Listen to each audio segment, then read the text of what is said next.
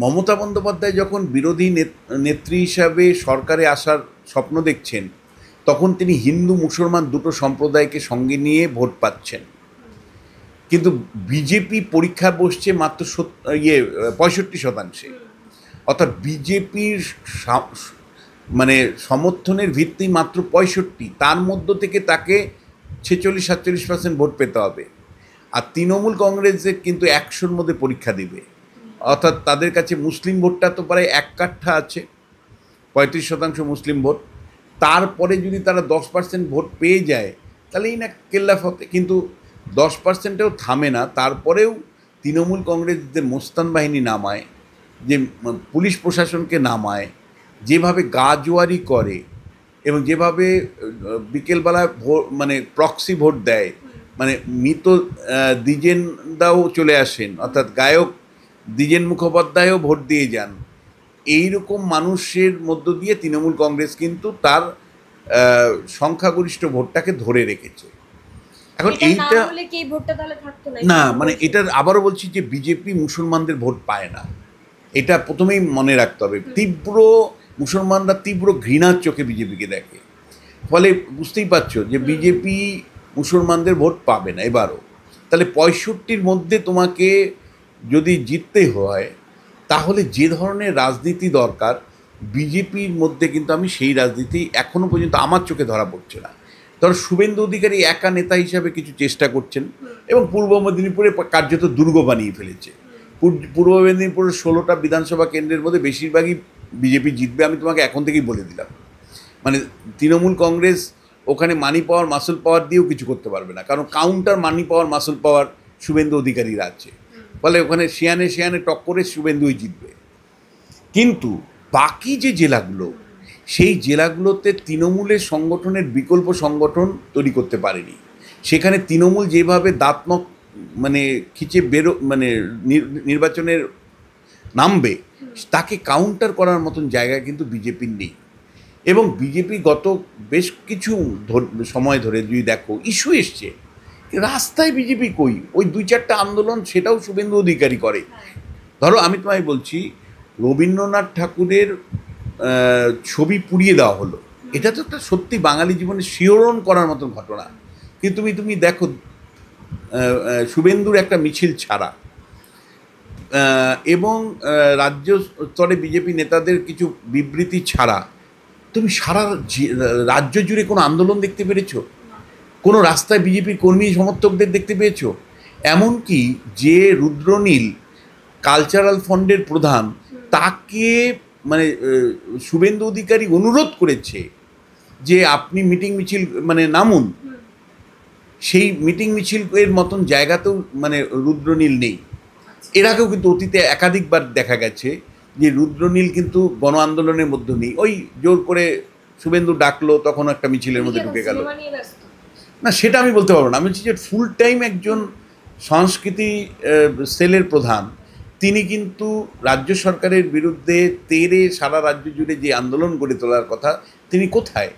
তুমি একইভাবে তুমি দেখবে রাজ্যের যে বিজেপির মোর্চাগুলো আছে, সেই মোর্চাগুলোর অস্তিত্ব তুমি কার্যত দেখতে পাবে না। ফাল্গুনি একটা কর্মসূচি করে তো 3 মাস কোনো কর্মসূচি নেই। মানে বিজেপির তোমার গিয়ে মহিলা সেলের কথা বলছি, যুব সেলের তো কোনো গল্পই এখন দেখি না। আর বিদ্যার্থী সেল কখনো কখনো একটু একটা আন্দোলন করেছে, তো তারপরে কোথায়? মানে রাজ্য জুড়ে কোথায়? লোকজনও থাকে না। হ্যাঁ, ফাইন কথা বলেছো, আমি দেখেছি ওদের কর্মসূচিতে কোনো লোকজন নেই। আর এই যে এতগুলো জেলা, এতগুলো মণ্ডল সভাপতি, তারা নিজের উদ্যোগে কোনো আন্দোলন গড়ে তুলতে পারে না দুটো কারণে। যে কেন্দ্রীয় নেতারা যতক্ষণ না বলবে, রাজ্য নেতারা ততক্ষণ নড়ে না। রাজ্য নেতারা যদি আবার মানে জেলার নেতাদের না বলে, মণ্ডল নেতাদের না বলে, তাহলে তারাও নড়ে না। এই যে বিরোধী ভূমিকাটা বিজেপি পালন করতে পারছে না। শুভেন্দু হয়তো বিধানসভায় ভূমিকা পালন করে দিচ্ছে, শুভেন্দু হয়তো তার জেলাটায় ভূমিকা পালন করে দিচ্ছে, কিছু কর্মসূচিতে শুভেন্দু অধিকারী বিরোধী নেতা হিসেবে যথেষ্টই মানে সরব এবং বলা যায় রাস্তায় আছেন। কিন্তু বাকি বিজেপির দলটা কোথায়? দেখো, বিজেপির এই যে নরেন্দ্র মোদীর জন্মদিনকে কেন্দ্র করে আগামী দেড় সপ্তাহে তুমি বিজেপিকে পাবে না। মানে তাদের কর্মসূচিই হবে নরেন্দ্র মোদীর জন্মদিন পালন সংক্রান্ত, তাকে কেন্দ্র করে। কেন বাবা একই সাথে দুটো কর্মসূচি পালন করতে পারে না? নরেন্দ্র মোদীর জন্মদিন পালন অনেক বেশি ইম্পর্টেন্ট যেখানে বিজেপির শাসন ক্ষমতায় আছে, কারণ শাসন ক্ষমতা যেখানে আছে যেসব রাজ্যে, সেখানে তো সে বিরোধী ভূমিকা পালন করতে পারবে না। ফলে নরেন্দ্র মোদীর জন্মদিনের পালনের মধ্য দিয়ে সে কেন্দ্রীয় সরকারের কর্মসূচি, তাদের দলের আদর্শ ইত্যাদি প্রচার করতে পারে। কিন্তু পশ্চিমবাংলার মতন জায়গায় যেখানে শাসকের সাথে হেড অন লড়াই হয়, সেখানে কিন্তু তোমাকে নরেন্দ্র মোদীর জন্মদিন পালনের পাশাপাশি রাজ্য সরকারের বিরুদ্ধে যে একের পর এক ইস্যু হয়ে আসছে, সেই ইস্যুতে তোমায় রাস্তায় থাকতে হবে। বিজেপি গত 5 বছর আমাদের সাথে প্রতারণা করেছে। শুভেন্দু অধিকারী আলাদাভাবে আন্দোলন করলেও বিজেপির নেতৃত্ব আমাদের সাথে প্রতারণা করেছে নাকি সেটিংয়ের জন্য করতে পারেনি? মানে এক ইস্যু কি কম এসছে তুমি আমায় বলো? কিন্তু জেলা স্তরে বিজেপি কোথায়? রাজ্য স্তরে বিজেপি। শুভেন্দু অধিকারী জেলাতে যায়, একটা মিছিল হলো, একটা মিটিং হলো। সুকান্ত মজুমদার একটা জেলায় গেল, একটা মিটিং হলো, মিছিল হলো। বাকি পার্টিটা কোথায়? মানে যে পার্টি মণ্ডল সভাপতি, জেলা সভাপতি নিয়ে বা বিভিন্ন মোর্চা নিয়ে গড়ে ওঠা, সেই পার্টি সংগঠনটা কোথায়? ফলে দিনের শেষে তোমায় আমি বলছি যে এক তো ইলেকট্রাল পলিটিক্সের পরিবর্তনের কোনো ইঙ্গিত আমরা পাইনি, এটা পরিষ্কার তোমায় বলতে চাই। দ্বিতীয় যেটা, যে শুভেন্দু অধিকারী যে ভূমিকা নিয়েছে সেটা কিন্তু রাজ্য স্তরে বিজেপি কোনো নেতা, মণ্ডল স্তরে কোনো নেতা বা জেলা স্তরে কোনো নেতার মধ্যে দেখতে পাইনি। মোর্চাগুলো কার্যত বলা যায় যে ঘরবন্দি, অর্থাৎ বিজেপির শাখা সংগঠনগুলো কার্যত ঘরবন্দি। এইরকম একটা অবস্থাতে যারা 65-র মধ্যে মানে পরীক্ষা দেবে, যারা 100-র মধ্যে পরীক্ষা দেওয়ার ক্ষমতা নেই, কারণ মুসলমানরা তাদেরকে ঘৃণা করে, ফলে সেই দল শেষ পর্যন্ত কতটুকু লড়াই করতে পারবে, নাকি অভিষেক বন্দ্যোপাধ্যায়ের প্রজেকশনটাই কারেক্ট হবে, এটা কিন্তু একটা বড় প্রশ্ন। আমি তোমায় বলছি কেন্দ্রের স্তরে অবশ্যই একটা উদ্যোগ আছে, কিন্তু সেই উদ্যোগটা কখনো কখনো মনে হয় হাফ হার্টেড, পূর্ণাঙ্গ মানে প্রচেষ্টা নেই। আবার কখনো কখনো মনে হয় যে তৃণমূলের বিরুদ্ধে এত ক্ষোভ, এত বিক্ষোভ, এত মানে মানুষের মানে হতাশা তৃণমূলের প্রতি, সেই হতাশা বা নেগেটিভ ভোটটা কাজে লাগিয়ে কি বিজেপি তাহলে কিছু ভালো রেজাল্ট করতে পারে? বিজেপি যদি ভালো রেজাল্ট করে তাহলে বিজেপি দলের জন্য করবে না। বিজেপি যদি ভালো রেজাল্ট করে তাহলে তৃণমূলের প্রতি মানুষ তিতি বিরক্ত হয়ে ওই নেগেটিভ ভোটের কিছু আসন বা আসনের কাছাকাছি পাবে তার বিকল্প হিসেবে। দেখো বিজেপি যখন, আমি তোমায় বলছি পশ্চিমবাংলাতে সংখ্যালঘু ভোটের কনটেক্সটে যদি দেখো, তাহলে আমি তোমায় প্রথমেই বলবো 294টা আসনের মধ্যে 125টার থেকে 30টা আসন বাদ দিয়ে বিজেপিকে লড়াই করতে হবে। যে 125-30টা আসনে বিজেপি কার্যত নেই, মানে তার কারণ মমতা বন্দ্যোপাধ্যায় তো বেনিফিশিয়ারি ভোটটা পাবে, তার সংগঠন মানে যেটাকে আমি বললাম মানি পাওয়ার, মাসল পাওয়ারের ভোটটাও তো সে পাবে। আর তার সাথে যেখানে 35% মুসলিম আছে, 40% মুসলিম আছে, সে সব কনস্টিটুয়েন্সিতে জিতবে, 2-1টা ব্যতিক্রম হতে পারে। এখন এই জায়গায় বিজেপি অপটিমাম লড়াইটাই আছে ওই 160 থেকে 170টা আসনের অ্যাকচুয়ালি লড়াই আছে। সেখানে যদি খুব হার্ড এফোর্ট দিতে পারে তাহলে 110-115টা আসন সে নিজের পকেটে ভরতে পারে। সংগঠন ঠিক থাকতে হবে, কেন্দ্রীয় নেতৃত্বের সঙ্গে থাকতে হবে, এবং একই সাথে তৃণমূলের সাথে টক্কর দিতে হবে মানি পাওয়ারে, মাসল পাওয়ারে, এবং সরকারি মেশিনারিকে ব্যবহার করতে হবে। মানে আমি যখন বলছি তৃণমূলের সাথে টক্কর দিতে হবে মানি পাওয়ারে, বিজেপি ভারতবর্ষের সবচেয়ে রিচ পার্টি, সবচেয়ে ধনী পার্টি, কিন্তু আঞ্চলিক স্তরে একটা রাজ্যের মধ্যে তৃণমূলের মতন ধনী পার্টি আর নেই। ইলেকশন কমিশনের মতে 1650 কোটি টাকা তার পকেটে আছে।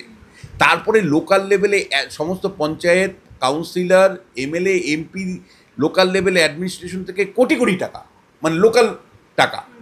ফলে তৃণমূলের সাথে লড়াই করতে গেলে বিজেপিকে যে বিপুল টাকা নিয়ে নামতে হবে, কেন্দ্রের বিজেপি কি সেই টাকা ওয়েস্ট বেঙ্গলের জন্য ঢালবে, বিহারের জন্য ঢালবে, উত্তরপ্রদেশের জন্য বিজেপির নেতৃত্ব বিপুল টাকা ঢালবে, কিন্তু পশ্চিমবাংলার জন্য কি সত্যি বিজেপি কেন্দ্রীয় নেতারা তৃণমূলের সাথে লড়াই করার মতন যে বিপুল টাকা লাগবে সেই টাকা ঢালবে? মনে রাখবে, টাকা না থাকলে কিন্তু এখন আর চলবে না। ওইসব আদর্শ, ওইসব গল্প ওই তোমার টেলিভিশনে বলতে ভালো লাগে, ওইসব লিখতে ভালো লাগে, টাকা চাই। টাকা দিয়ে মানুষকে জয় করতে হয়। পশ্চিমবঙ্গের জন্য কেন ঢালবে না আপনার মনে হচ্ছে? মানে তার কারণটা হলো যে মানে ওই জায়গাটাইতে একটা মানে তিনটে সমস্যা এখানে আছে। একটা হলো টাকা শেষ মুহূর্তে আসে ওদের, যখন টাকা মানে ও দলের লোকরাই নয় ছয় করে, দলেই অভিযোগ আসছে এগুলো। টাকা ঢালতে গেলে এখন ঢালতে হবে, এখন ঢেলে জেলায় জেলায় মিটিং মিছিল করতে হবে এবং মানুষের কাছে পৌঁছতে হবে, মানুষকে টাকা দিতে হবে। তাহলে বিপুল টাকা যদি তুমি ঢালতে চাও তাহলে এখন থেকে ঢালতে হবে, ও পরে ঢাললে হবে না।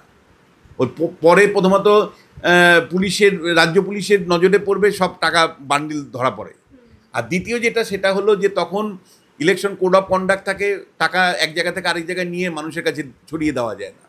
আর থার্ড যেটা আমি তোমায় বলবো যে মানে বহু ক্ষেত্রেই লাস্ট মুহূর্তে টাকা আসে, তো টাকাগুলো ডিসবার্স কোনো রকমে বন্টন করে দিলেই বাঁচি, সেটা ঠিক লোকের কাছে পৌঁছলো না পৌঁছলো কিছু দেখার নেই। টাকা ঢালতে গেলে যে কোনো রাজনৈতিক দলের ক্ষেত্রে টাকা যদি তোমার থেকে ঢালতে হয় তাহলে this is the right time. তুমি বলতেই পারো নীতি নৈতিকতার টাকা ঢালা যায় না, ঢালা যায় না। একজন অধ্যাপক হিসাবে আমি নীতি নৈতিকতার জায়গাতে না বলবো, কিন্তু রিয়ালিটি কি? রিয়ালিটি অন্ডগল্প বলে টাকা ছাড়া চলবে না। যার জন্য সিপিএম এই নির্বাচনে 2026-এর নির্বাচনে সিপিএম নেই, যে কারণ সিপিএমের কাছে টাকাই নেই, কংগ্রেসের কাছে টাকাই নেই। টাকা না থাকলে এই মানে এই লড়াইয়ে নামারই কোনো মানে হয় না। যে পার্টির টাকা নেই তারা তৃণমূল কংগ্রেসের সাথে লড়তে পারবে না, এটাই একদম পরিষ্কার কথা। তারা বিজেপির সাথেও লড়তে পারবে না। কিন্তু পশ্চিমবাংলায় একটা অদ্ভুত অবস্থান, বিজেপি রাইট টাইমে টাকা ঢালে না, এক। আর দুই নম্বর, বিহার, উত্তরপ্রদেশ বা ভিন্ন রাজ্যে যে বিপুল টাকা ঢালে, এই পশ্চিমবাংলায় অতটা টাকা আসে না। কেন আসে না? তাদের সেটিং আছে কি না, নাকি মনে করে যে এবার জিততে পারবো না তাই টাকা এত ঢেলে লাভ নেই, নষ্ট হবে টাকা, নাকি অন্য কোনো কনসিডারেশন আছে, আমি বলতে পারবো না। কিন্তু তৃণমূলের সাথে টাকার লড়াইয়ে বিজেপি পরাজিত হয় আর তৃণমূল জয়ী হয়। দ্বিতীয় যেটা সেটা হলো মাসল পাওয়ার। দেখো পরিষ্কার, তুমি 65% মানুষের সমর্থনের ভিত্তিতে জিততে চাইছো এবং তোমার সাথে সংখ্যালঘু মুসলিমরা নেই, ফলে মাসল পাওয়ারে তুমি কার্যত অর্ধেক অবস্থার। এমনকি আমি তোমায় বলছি, মাসল পাওয়ারের জায়গা থেকে তৃণমূল কংগ্রেস যে জায়গায় আছে সেটা হলো বলা যায় অপ্রতিরোধ অবস্থা। এখানে তৃণমূল কংগ্রেসের সাথে লড়ার মতন সামান্য একটু যদি কেউ থাকে, 2টা জেলাতে বা 3টে জেলাতে কংগ্রেস আছে সামান্য, সেটাও সব জায়গাতে নেই।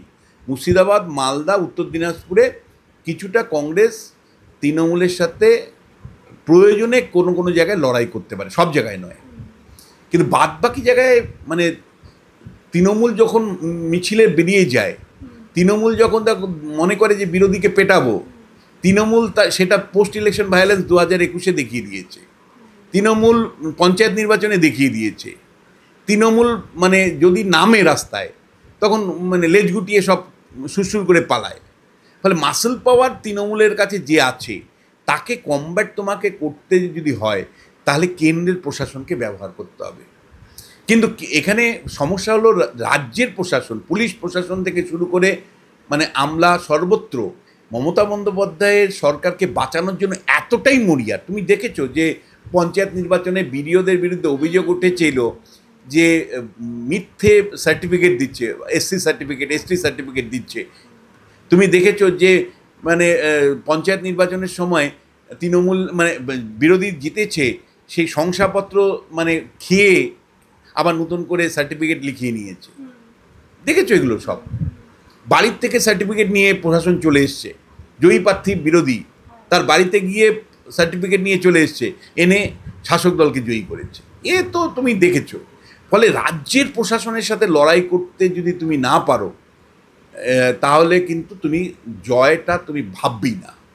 তোমার নরেন্দ্র মোদী 100 বার আসলো, না অমিত শাহ 200 বার আসলো, না শুভেন্দু অধিকারী 100টা জনসভা করলো, ডাজ নট ম্যাটার। মানে দিনের শেষে ভাই ভোটের দিন যে খেলতে পারবে সে জিতবে।